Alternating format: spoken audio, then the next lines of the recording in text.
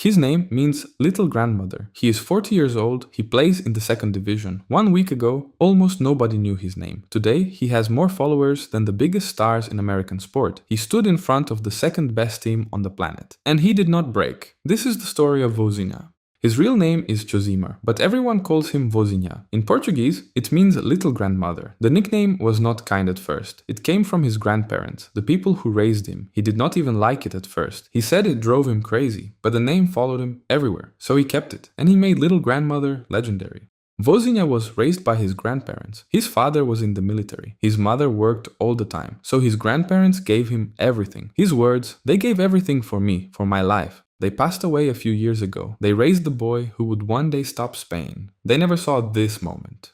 Vozinha did not become a professional at 16. Coaches overlooked him for years. They said he was too small. Then he had a late growth spurt, and the door finally opened. He turned professional at 25. The same year, Lamine Yamal was born. Think about that. The teenager he kept out at this World Cup was born the year his career began. What followed was one of the strangest careers in football. 9 clubs, 5 countries, Cape Verde, Angola, Moldova, Portugal, Cyprus, Slovakia, no big contracts, no Champions League nights, no headlines. He won 1 trophy in 19 years. Just persistence, year after year after year. Most players would have stopped. He did not. A few years ago, he almost quit the national team. He said it was a very hard time. He was thinking of stopping. His teammates talked him out of it. Stay, they said, because of the dream. So he stayed. And at 40 years old, the dream finally arrived. Cape Verde, first ever World Cup against Spain. 27 shots came at his goal. He saved 7 of them. Crossbar, header, save, another save, again and again. The best young player on the planet could not beat him. Spain 0, Cape Verde 0, the biggest shock of the World Cup.